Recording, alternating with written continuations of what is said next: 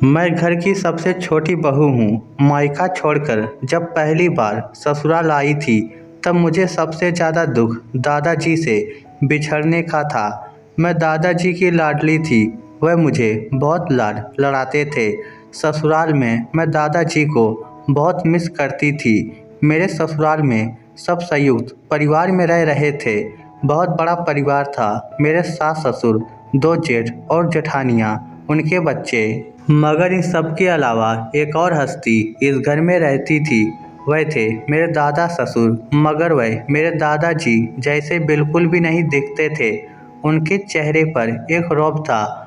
बड़ी बड़ी सफ़ेद मूछें और गंभीर चेहरा देखकर मुझे उनसे डर लगता था।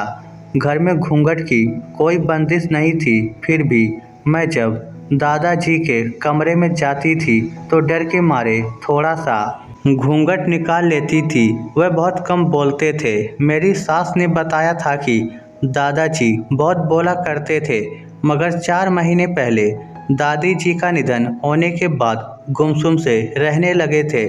मैंने अपनी दादी सास को नहीं देखा था, क्योंकि मेरी शादी के कुछ महीने पहले ही उनका देहांत हो गया था। मगर उनकी एक बड़ी सी तस्वीर दादाजी के कमरे की दीवार पर टंगी हुई थी। बुढ़ापे की तस्वीर से ही अंदाज़ा लगाया जा सकता था कि वह जवानी में बहुत सुंदर औरत रही होंगी। मैंने नोटिस किया कि दादाजी की एक आदत थी कि वह दिन में कुर्सी पर बैठे कुछ लिखते रहते थे।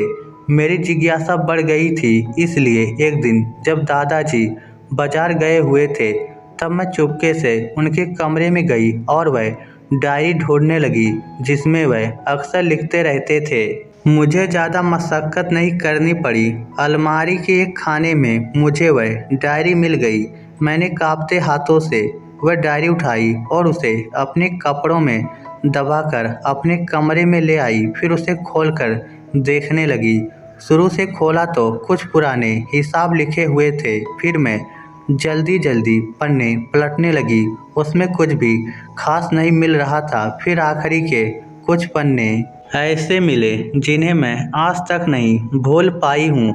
डायरी के कुछ आखिरी पन्नों में दादाजी ने एक खत लिख रखा था, जो इस प्रकार था। प्रिय कोमल, आशा करता हूँ तुम सकुशल परम धाम पहुँच गई होगी और वहाँ से यहाँ का सारा नज़ारा देख रही होगी। मैं भी यहाँ कुशल पूर्वक हूँ। भरे पूरे घर में मज़े से रह रहा हूँ, मगर फिर भी एक खालीपन सा ऐसे लगता है। भीड़ में भी अकेला हो गया हूँ। सब मेरी फिक्र करते हैं, फिर भी पता नहीं क्यों तन्हा सा हूँ। तेरे जाने के बाद पता चला तेरे बिना जीना बहुत मुश्किल है। जब तू आस पास रहती थी तब मैं बेफिक्र सा रहता था। जब हम लड़ लेते थे तुम 10-10 दिनों तक मुझसे बात नहीं करती थी। अंदर बैठे बहुओं के पास सो जाया करती थी। तब भी एक सुकून सा रहता था कि तू महफूज है। मगर अब जब तू नहीं है तो सब कुछ सूना सूना सा हो गया है। इस दिल को तो यकीन ही नहीं होता कि तू चली गई है। दरवाजे की तरफ टकटकी लगाए बैठा रहता हूँ कि तू अभी आएगी और पूछेगी, सोए नहीं क्या जी, तबीयत तो ठीक है ना। जब तू थी तब मैं घोड़े बेचकर सुख की नींद सोया करता था। अब रातों को जागता रहता हूँ। थोड़ी सी आहट से आँख खुल जाती है। फिर रात भर पुरानी यादें ताज़ा करने के लिए तुम्हें याद करता हूँ, फिर रो देता हूँ।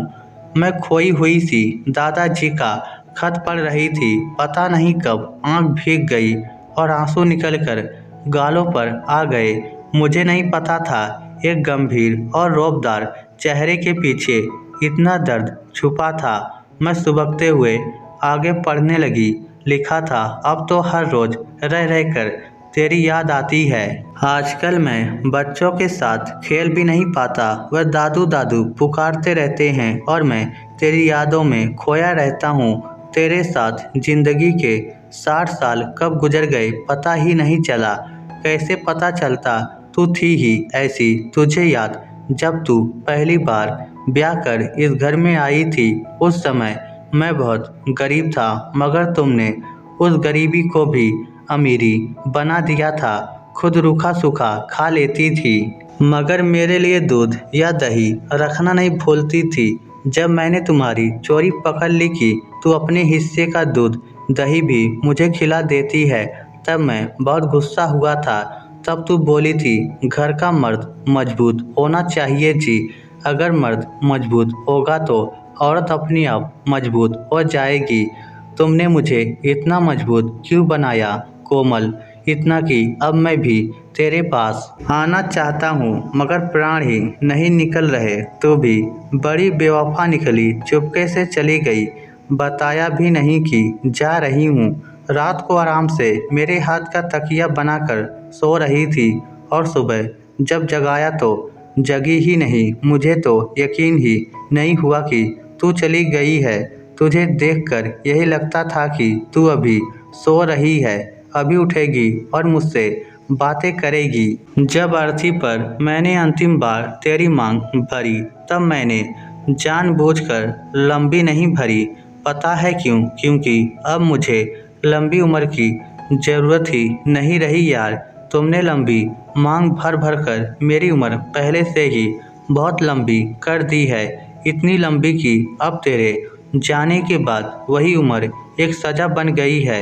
ना वक्त कटता है, ना कहीं दिल लगता है, एक ठोठ की तरह एक जगह गुमसुम सा बैठा रहता हूँ। अपनी यात्रा पूरी करके चुपके से तेरा किसी स्टेशन पर उतर जाना अच्छी बात नहीं है, ये तो चीटिंग है।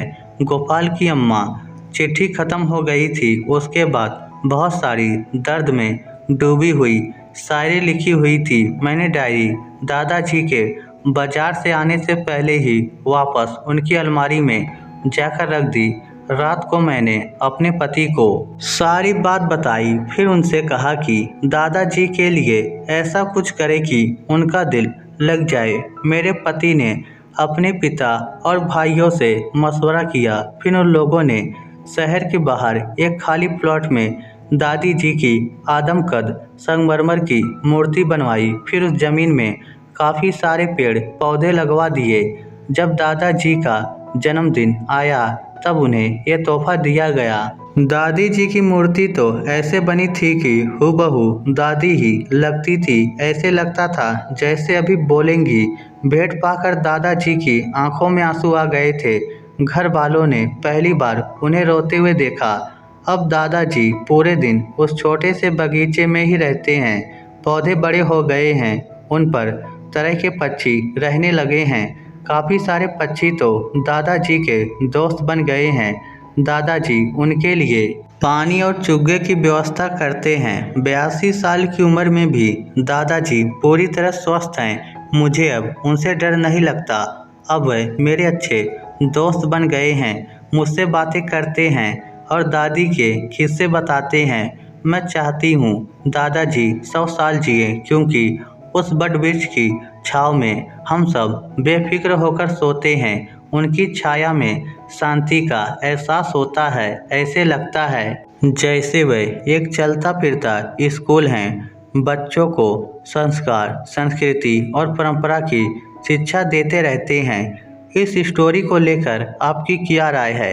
नीचे कमेंट करके हमें ज़रूर बताइएगा। धन्यवाद।